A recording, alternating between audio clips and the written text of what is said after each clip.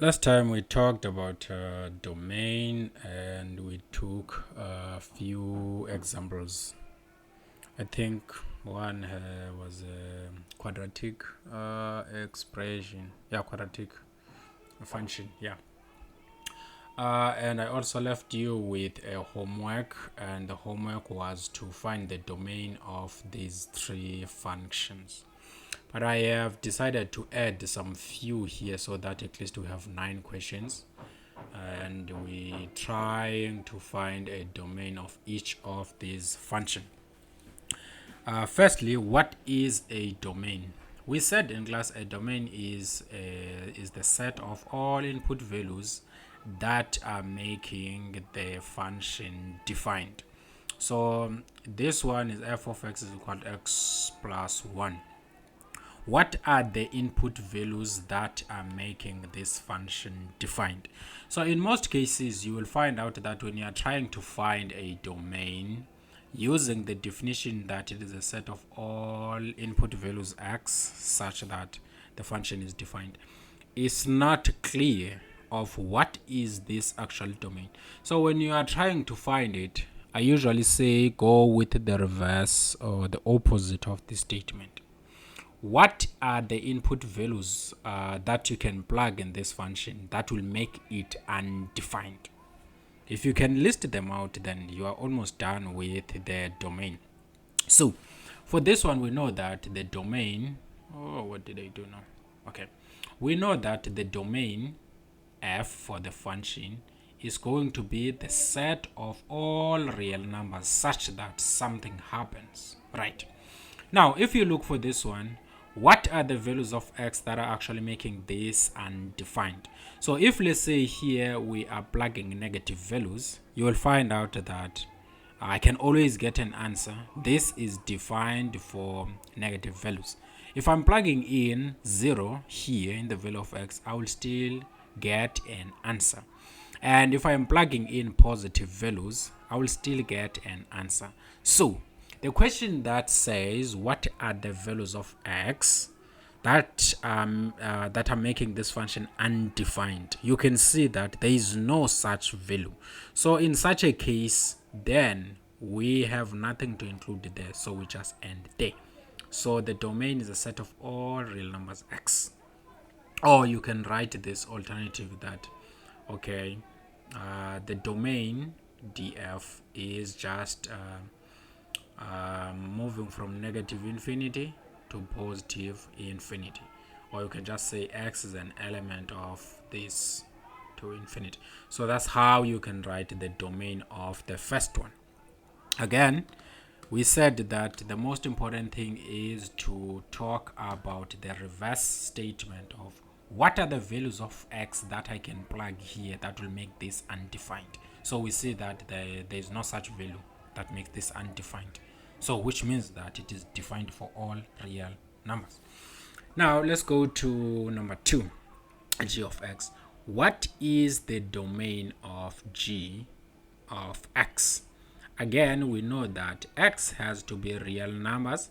Now, is there any value of x that I can plug here that will make this expression undefined? If I plug in negative values here, I'll get a negative squared. I'm still gonna get a real number. If I plug in 0 here, I'm still gonna get a number. And if I am plugging in positive values, I'm still gonna get a number here. So there is no such real number that is making this undefined, which means that it is defined for all real numbers. So we are done with the domain of this one here. Now, number 3, again, are there any values that I can plug in the value of x that will make this undefined? Of course, you test negative values. If you plug them, we did laws of exponents. If I plug in a negative here, I'm still going to get an answer, but it's going to be 1 over 2 to the power something. And if I plug in positive values, this is still going to be defined. If I'm plugging in a 0 here, I'm still going to get something. So this function here is defined everywhere. Again, the most important thing is to ask yourself, what are the values of x that are making this function undefined, so that you can isolate them. We don't want them to be part of the domain, so you take them out. Now, number 4, what is a domain of this function? Right. This function here, you can see that is 1 over something, so we have a fraction. The domain is the set of all possible input values that are making this function defined. Now I am saying, to get the domain correct, all you need to do, you just say x is an element of real numbers such that this happens. Now, what are the values of x that are making this function defined? If the values of x making this function defined are many compared to the values of x that are making this undefined, ask yourself a question: what are the values of x that are making this undefined, so that you can say, I don't want these values. You getting it? So that's how we go about this. Because we have a fraction here, a fraction is always defined as long as the denominator is not equal to 0. So if, let's say here, you ask ourselves, what is the set of values that are making this undefined? We just want this set of x such that this is equal to 0. So if this happens, the denominator is equal to 0, then this will be undefined. So we don't want this to happen. So we want our x not to be equal to a -1. So you take this thing as it is and then you place it here such that x is not equal to -1. Simple. It's not that hard. If this happens, if this is equal to 0, then we're going to have that. And then if this happens, then we have that. Now, let's go to another question. This is not that hard. Maybe I'm the one who's making it hard, but I believe that the domain is not that hard. And it's important because if you don't know how to find the range of a function, in order for you to get the range of a function, the first thing you need to be good at is to find the domain of the inverse, because the domain of the inverse is the range of the original function. The domain of the original function is the range of the inverse, as long as the inverse is defined. Now, what is the set of input values that are making this function defined? If you notice here, we have a square root. A square root is always defined if what is inside is greater than a 0, greater than or equal to a 0. Now, of course, our question is very simple. What are the set of values that will make this thing undefined? Let me first write this here. We have, this is a g of x, and then you have the set of all real numbers such that this happens. Okay. Now, to solve this particular problem, what are the values of x that will make this square root undefined? The set of all values of x that will make this undefined is when x plus 1 is less than 0. So if this thing that is inside is less than 0, then this square root will be undefined. So we don't want that to happen. So what we actually want, we want to have x plus 1. The opposite of less is greater than or equal to a 0. And then you just say, okay, as long as x is greater than or equal to -1, taking this positive one to the other side, you transpose. So when you transpose, you get something of this kind.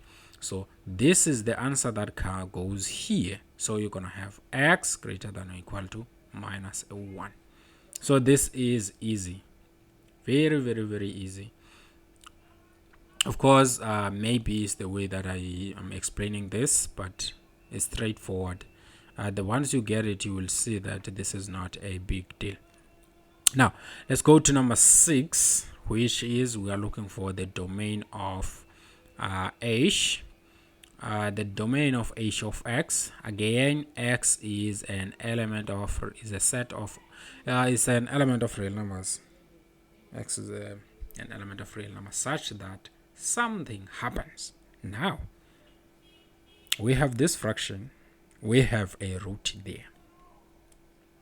The question is very simple. What are the values of x that will make this function undefined? What are the values of x that will make this function undefined? Because we have a fraction here. A fraction is always defined if the denominator is not equal to 0. So, if the square root, this is number 1, I'm going to place number 1 here. If the square root of x plus 1 is equal to 0, then this function will be undefined. So I don't want that to happen. So which means that we want to have the square root of x plus 1 to be not equal to 0. Fine. But for this thing to be not equal to 0, which means, because if what is inside is equal to 0, then the square root will be 0. But if this what is inside is not 0, then the square root will not be 0. So this simply means that we have x plus 1 is not equal to 0. Or you might think of just squaring on both sides. Square on both sides, so you're gonna have that, which simply means that we don't want our x to be equal to minus 1. That is rule number 1. So we don't want that to happen, because this is going to cause this function to be undefined. Now, number 2. If you look into the bigger root in the denominator, the bigger root in the denominator, what are the values of x that will make this root undefined?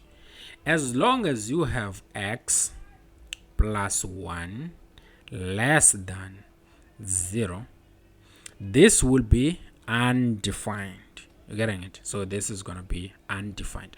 So we don't want that to happen, which means that we want to have x plus 1 to be greater or equal to a 0. And this simply means that we want to have x greater or equal to a minus 1. So we have this and we have that. Right. Rule number 1 is saying that we don't want x to be equal to minus 1. So we wanted to remove this because of condition number 1. So we're going to have x greater than minus 1. So as long as this is satisfied, this function will be defined. So this is the part that goes in here. So we're going to have x greater than minus 1. Simple as that. Must be greater than. Even though here it was greater than or equal, because if it was equal, this was just a number. This was just, it was not a denominator.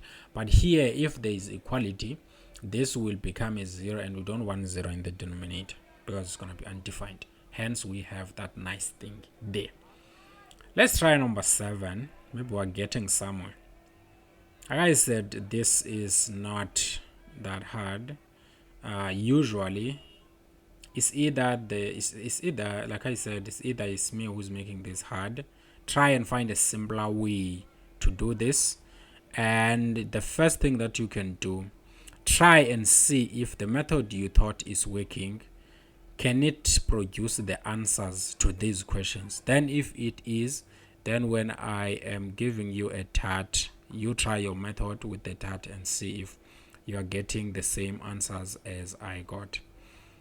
Right, that's how we can go about this. There is no one method for everything. Usually there are some other students have different methods that are actually producing good results. But again, just to summarize a little bit, you ask the opposite of the original question. What are the values of x that are making the function undefined? Now let's go to number 7. We have df. Of course, the domain is a set of all real numbers such that this happen. We want to find out this such that here. Now, what are the values of x that will make this function undefined?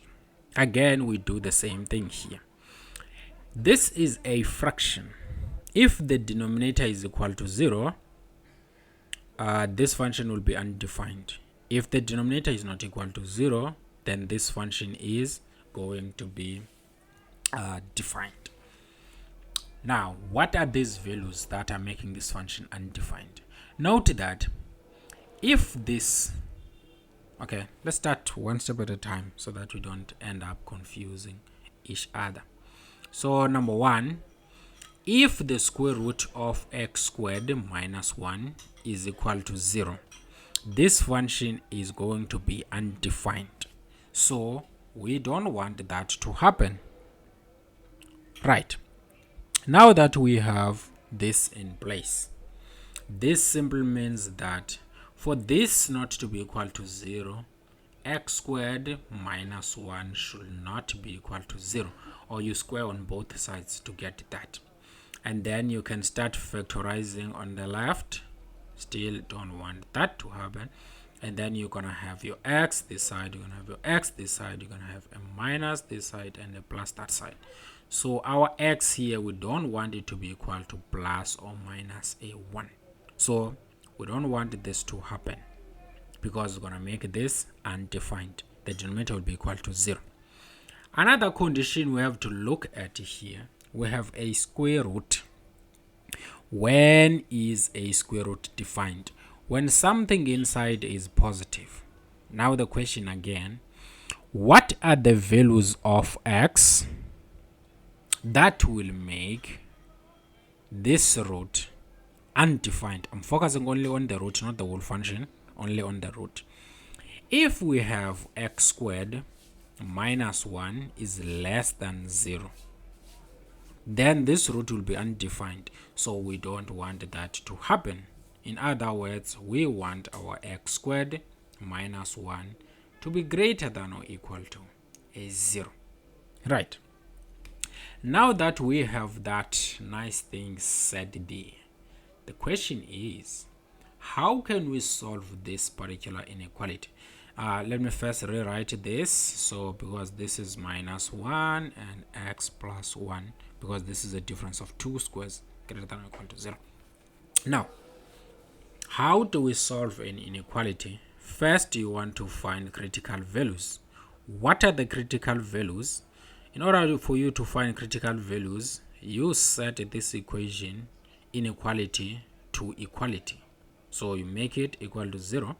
And then after that, for this whole thing to be equal to 0, either this part will be 0 or that part will be 0, or all of them are equal to 0. So you're going to have x minus 1 is equal to 0, or x plus 1 equal to 0. In other words, if x is equal to 1 or plus or minus 1, then these will be our critical values. And then the second thing that you do, once you have your critical values, you draw a number line. How many critical values we have? We have a minus 1 and a 1 there. And then after that, you have those little nice holes there. Because of this equality, you're gonna shade them. Right, you're gonna shade them because of equality. Right, now that you have that, you pick a number that is less than 1. I like to pick a minus 2 here. If I take a minus 2 and I plug it here, I will get a minus 3. If I take a minus 2, I plug it here, I will get a minus 1. Minus and times a minus is going to be a positive. And then between minus and a positive, I always like to pick a 0. If I plug in a 0 here, I will get a minus 1. If I plug in a 0 here, I will get a plus 1. So minus times a positive is going to be a minus. And when I'm here, I would like to pick a number 2 that is bigger than a 1. If I plug in a 2 here, 2 minus 1 is going to be a 1, which is positive. Plug in a 2 here is going to be a 3. Positive times positive is a positive. Now, I go back to this inequality. This inequality is looking for something that is greater than or equal to 0. So we're looking for positive regions. So we are going that way and that way. Right. Now, let's go back to number 1 because we wanted to combine number 1 and number 2. Number 1 is saying, I don't want anything. Okay, let me first complete this. So we're going to have here the solution is going to be x is less than or equal to minus 1 or x is greater than or equal to a 1. Now that you have this nice thing, we go to number 1 and check, are we satisfying number 1? Because we want number 1 to happen and number 2 to happen. So number 1 is saying we don't want x to be equal to positive 1 or minus 1. So the equality here needs to be gone.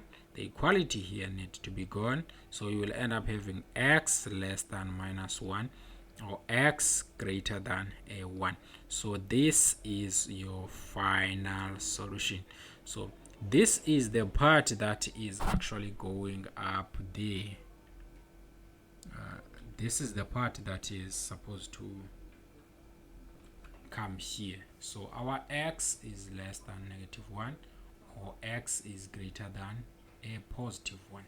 So that is how you break down the domain issue to be that simple. Again, you break it down into smaller pieces so that you can eat it one bite at a time. That's how we eat an elephant.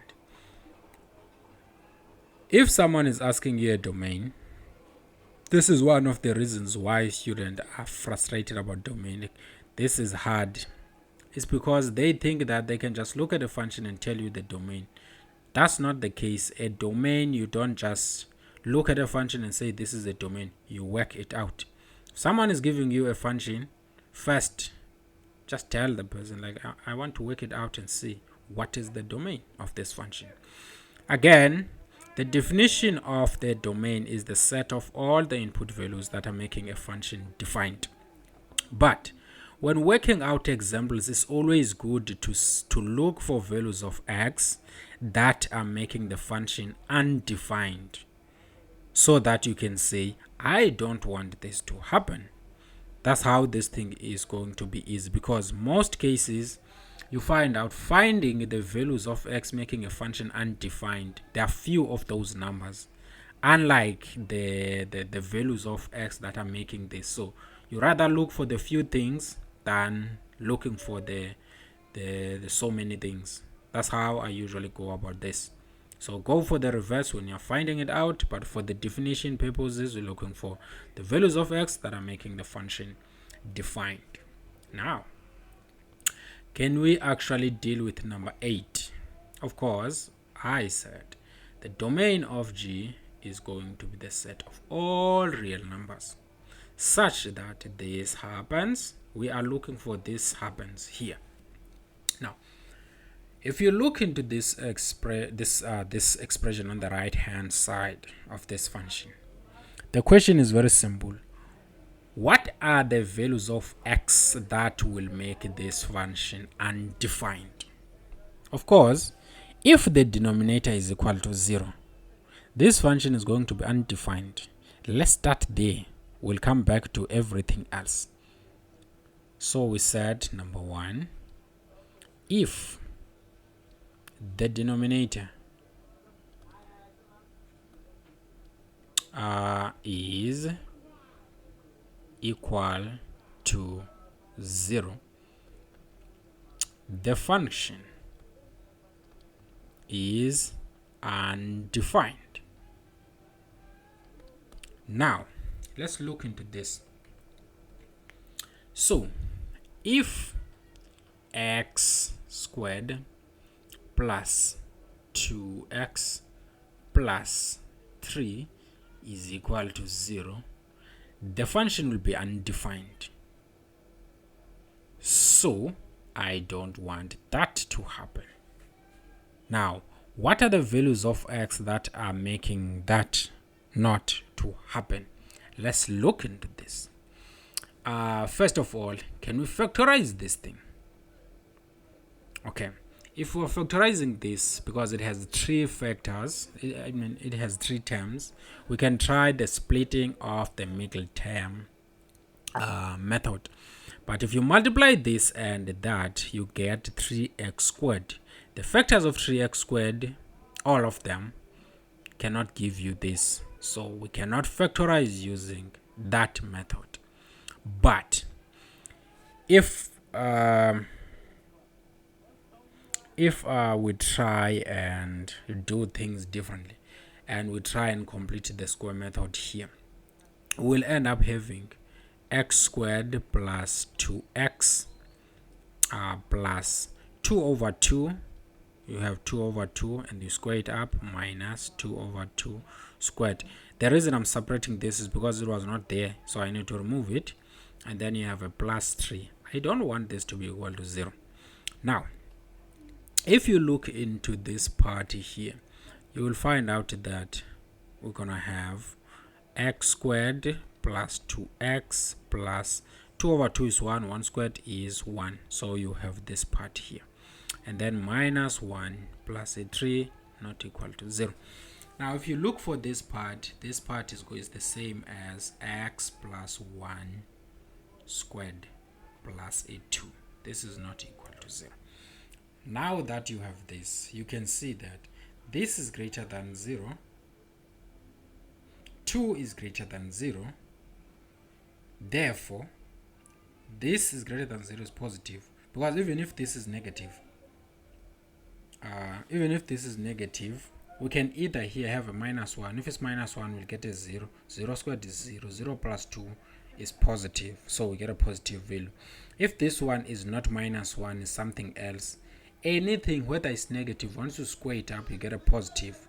So a positive plus positive is positive. Therefore, we can say that x can take all the real numbers, right?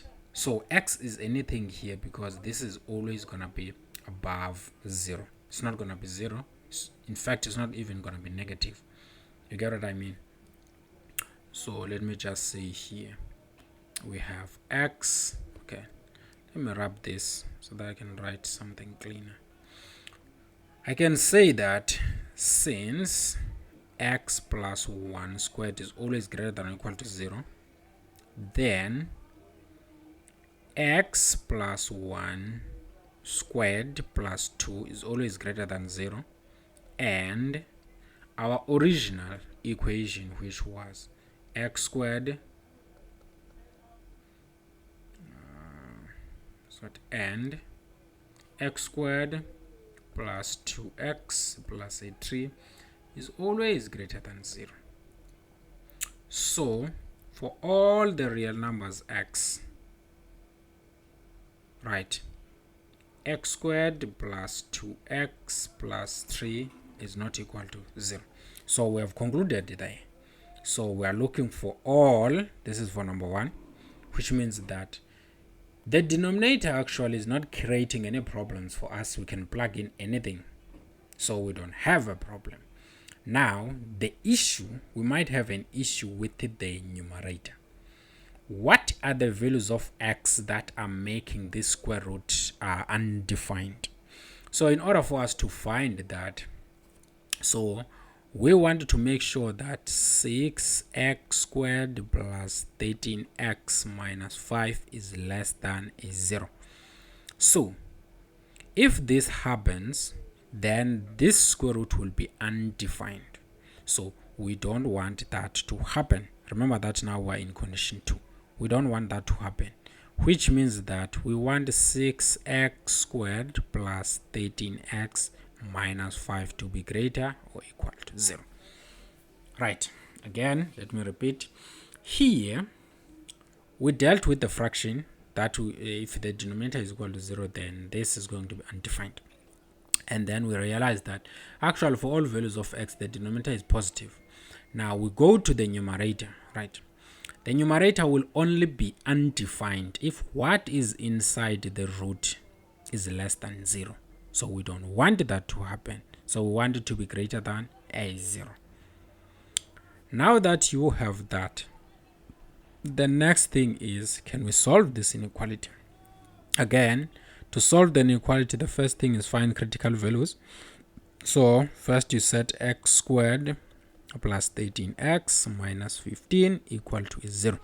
So we want to find the critical values. Before we can find the critical values, first we need to factorize, if this thing can be factorized. Now that we have 3 factors here, we're gonna try the splitting of the middle term. How do we do that? We take the first term, which is plus 6x squared, we multiply with the last term, which is minus 5, and then the answer we're going to get, positive times a negative is a negative. 6 times 5 is 30, and then we just have x squared because we don't have an x there.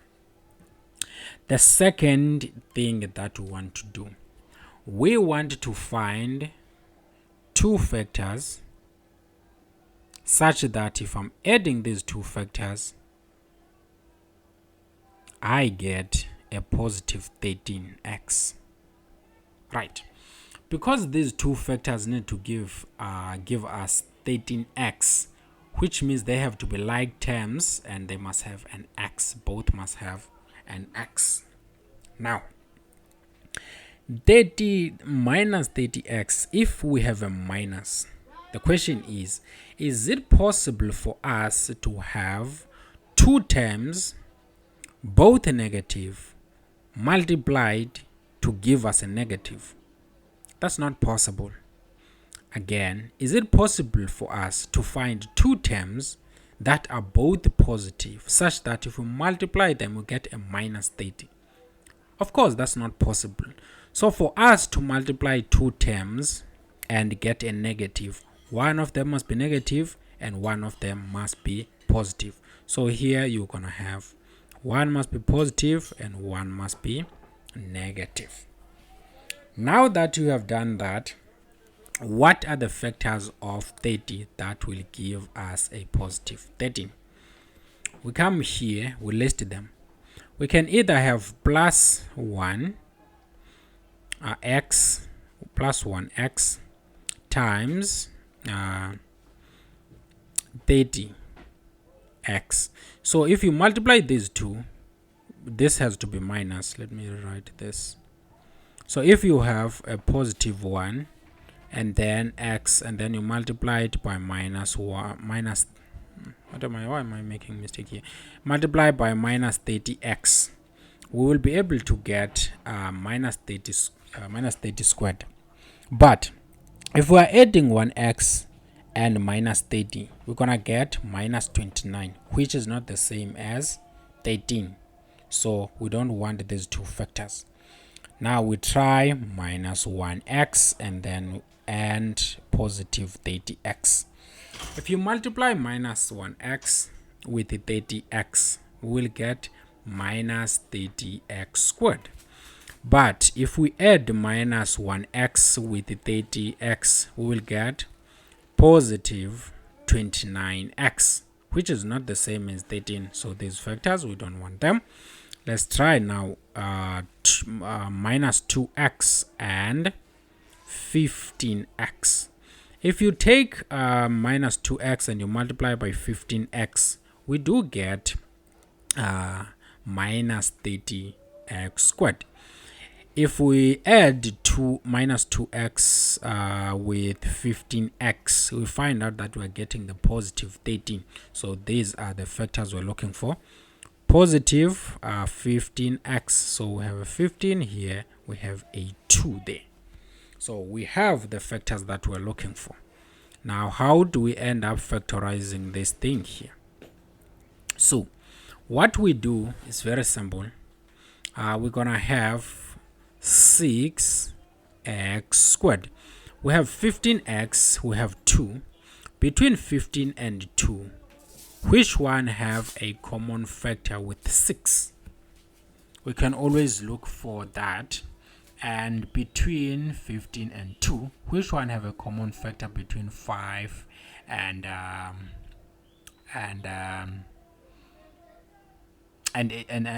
which one between the 2 have a common factor with 5? So of course we're gonna align this in such a way. So 5 and 2, there is no common factor there, but 5 and 15, there is a common factor. So 15 will go with 5 and 2 will go with 6. So we're going to have 6 minus 2x plus 15x minus 5 is equal to 0, because we're factorizing that. And then after that, we group these two terms. We're going to have 6x squared minus 2x plus, and then we're going to have 15x minus 5, which is equal to a naught. And then once we have that, of course, we can move further, and then we can say what is a common factor here. 2 and 6, 2 is common, I can take it out. X squared and x, I can always take x, and then what will remain here? 6x squared divided by 2x is going to be 3x minus 2x is gone, so we're going to have a 1 there, and then plus, what is a common factor between 15x and 5? So 5 is common here, so I can take 5 out.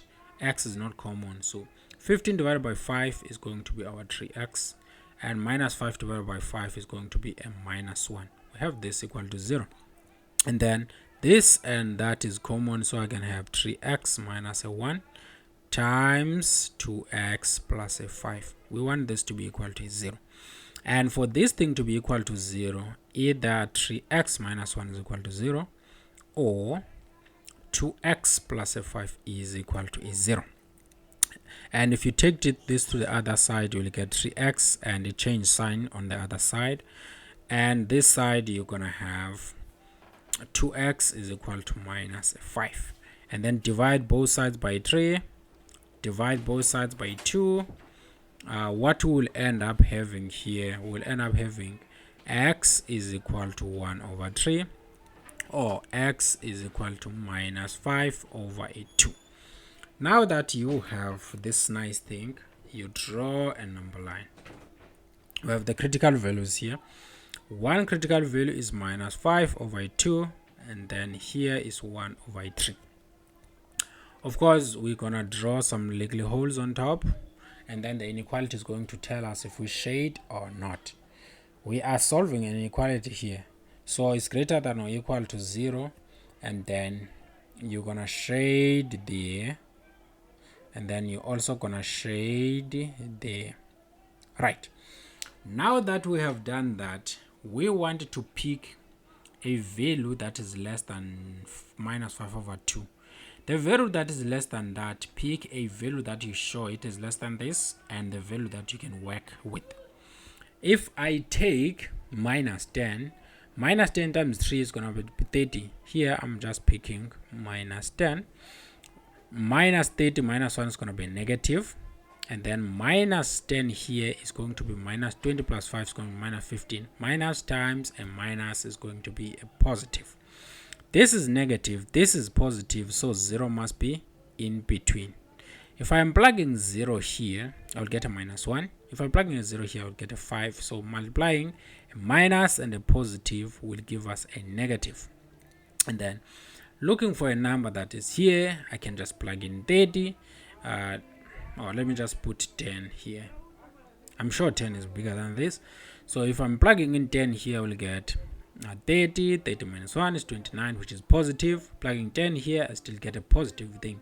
Positive times positive, you get a positive here. Now that we have that, we are looking for the positive region. Looking in this equality, we want things that are greater than or equal to 0. So we're looking for the positive region. So we want this to go that way, we want this to go that way. Now that we have these nice things here, what need to happen? As long as we have x less than or equal to minus 5 over 2, or we have x greater than or equal to 1 over 3, the numerator there will be, the numerator here will be defined. So this we combine now number 2 and 1, so we have this and that, so we choose which one. This is saying take anything, this one is just taking this, so we take this part here. It is the one that comes in here. So here we'll have x less than or equal to minus 5 over 2, or x greater than or equal to 1 over 3. That's how you solve this nice domain problem here. The best way to solve this, break it down to smaller pieces, look for the part that will be undefined and work your way out, and then look for the part that will actually be undefined, work your way out, and look for the part that will cause an undefined, and then you work your way out there. So that's how we end up dealing with these problems. I hope you got this, and now there's some light to how you can actually answer these problems. Another way that can assist you to make sure that you get these answers correct, when you are watching this video, pause it and then try and work the domain out, and then when you are done, you can focus on the solution and see if you are getting the same solution as me. If you don't know why things are happening this way, of course you can always consult, and if you are happy with what you are happy, I'm also happy because you will get a distinction in this course. Not only that, you will be able to get good marks for yourself when you're applying for funding and other things, or you just want to have a good average. So how do we end up going about this? We follow the same principle here. We want to find the domain of H. Of course, the domain of H, X is an element of real numbers such that something happened. We are looking for this such that here. Okay, the first thing is very simple here. When will this function be undefined? What are the values that are making this function undefined, so that we can say we don't want that to happen? So the first thing here is the smaller square root. The smaller square root. Okay. If we look at the smaller square root here, once we have a negative number inside, this smaller square root will be undefined. And if it is undefined, this whole thing will be undefined. So the first thing that we don't want x to be less than 0. If x is less than 0 there, we will actually have an issue. So we don't want that to happen, which means that we want x to be greater than or equal to a 0. That's the first thing. We are talking about this smaller root here. We don't want x, we want x to be greater or equal to a 0. Now that we have that, let's take a look at the second thing here, number 2. We talked about the smaller root, and we want x to be greater than or equal to 0, so that the smaller root is defined. Now we're going to the bigger root. The bigger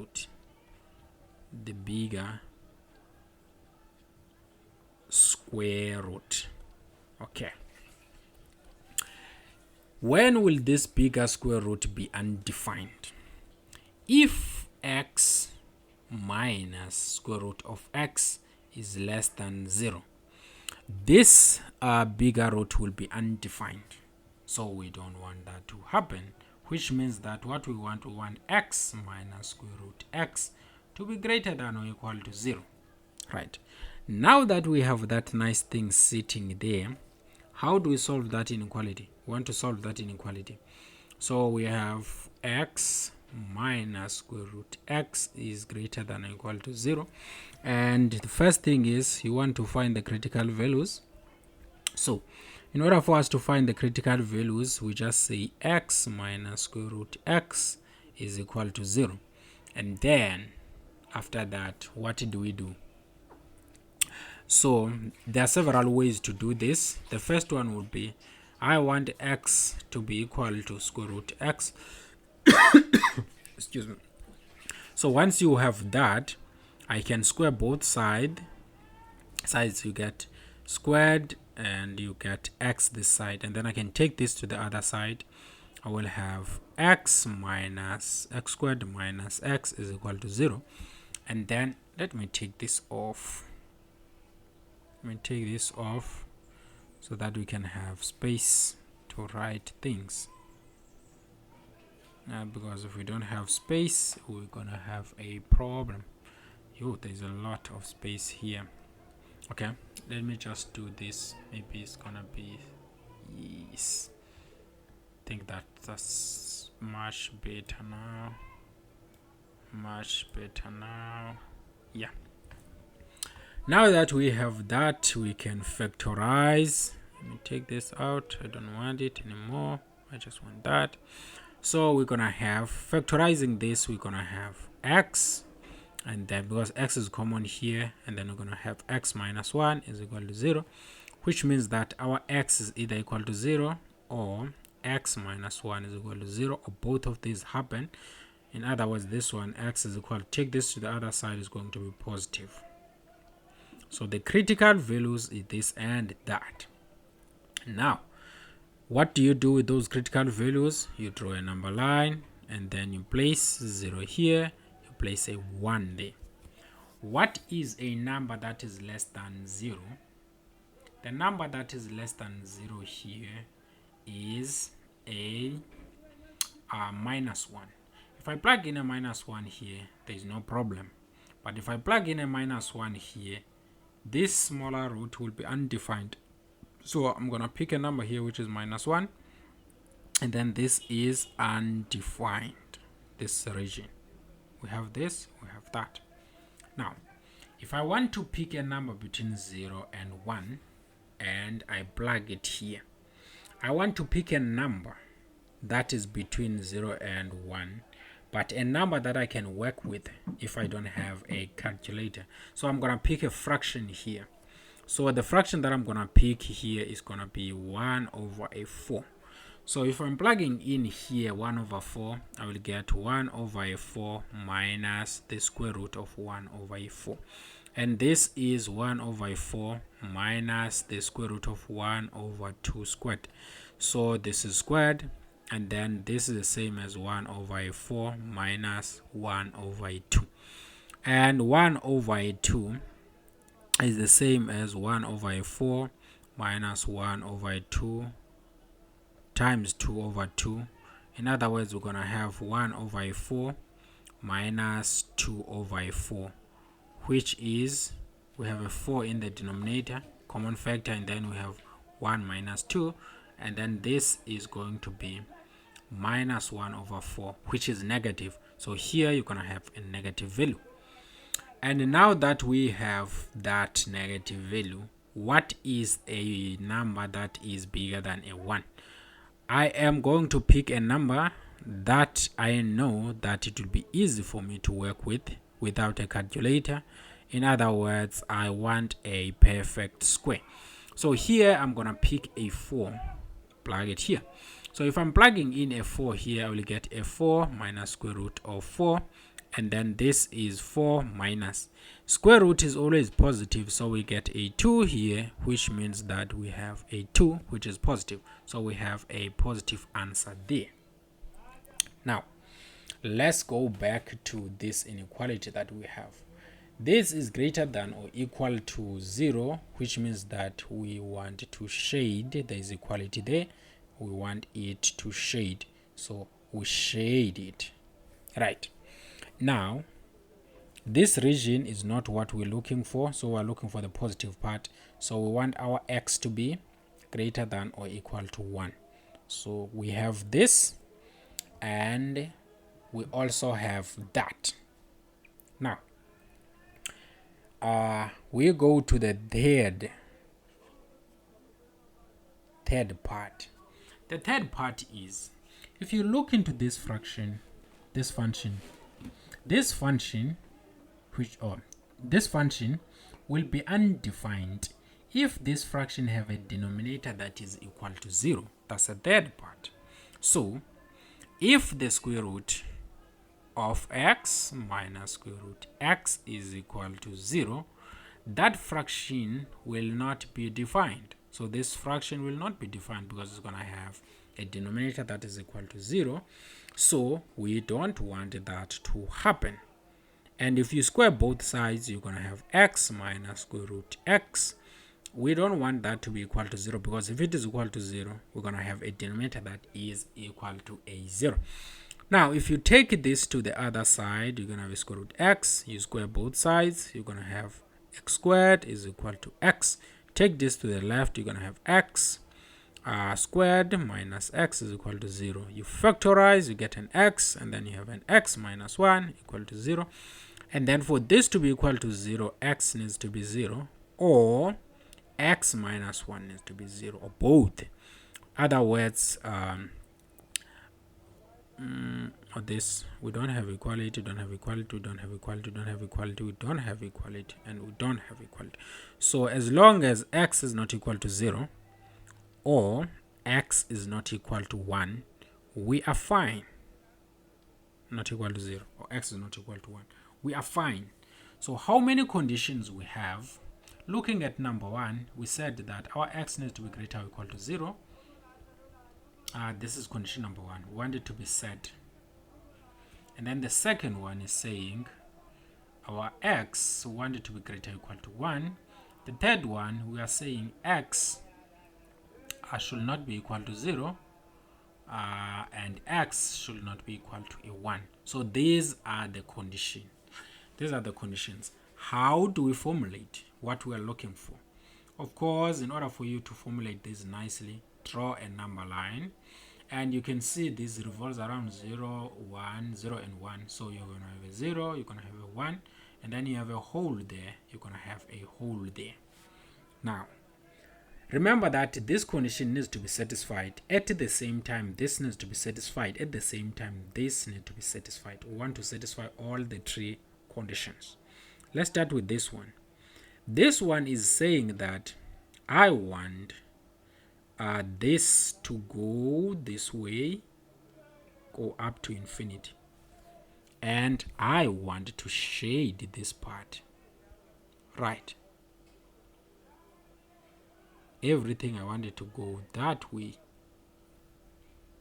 right?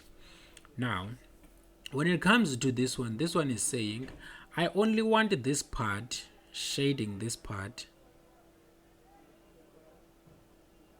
and I want to go that way. So if you look at this condition and that condition, this part is not satisfied by condition 2. So we don't want this part to happen. So I don't want this to happen at all, because it's not satisfying condition number 2. So I want this to only happen, right? Now when it comes to this one is saying I don't want 0, I don't want 1. So here I want this to be unshaded, this part. I want it to be unshaded. But I don't have a problem with anything that is going on, but I don't want it to be shaded. So, which means that now, what we really want x to be greater than a 1. Then we'll be happy. So, this x greater than 1 is the one that actually goes here. So, you want your x to be greater than a 1. That's all there is to this domain thing. It's not that hard. What is important is just break this down. Don't just assume that I'm just going to get this. No. Break it down until you can get all the information. Even if, let's say, I decide to say, okay, I'm giving you f of x. F of x is equal to x cubed. Before you can do anything, what are the values of x that will make this thing undefined? Then you're going to have your domain and say, okay, fine. My domain is a set of all real numbers such that something happened. So, what are the values of x that are making this undefined? There is nothing, which means that anything can be plugged in. Okay, fair. This is what I'm looking for. I'm just going to stop there. Right. If I'm saying to you, I have f of x is equal to x cubed over x. What are the values of x that will make this thing undefined if I have a denominator that is equal to 0? Okay, as long as x is equal to 0, this is going to be undefined. I don't want that to happen. So your domain is going to be x is an element of real numbers such that x cannot be equal to 0. See how easy this is. You can go and go as much as you want, but for today I am just gonna stop right here. This lesson was all about trying to find the domain of these things. Keep practicing these things and see how far you can go, and I can even give you some extra questions to see if you can do yourself justice and get these questions. Let me just say number 10. This is just for you to test yourself if you know what we're doing. So you're going to have, I'm just going to say you have x squared minus 2x plus a 1 divided by x minus a 1. I want you to find the domain of this thing and see if you can get the correct answer. Thank you very much, and that will be all for now.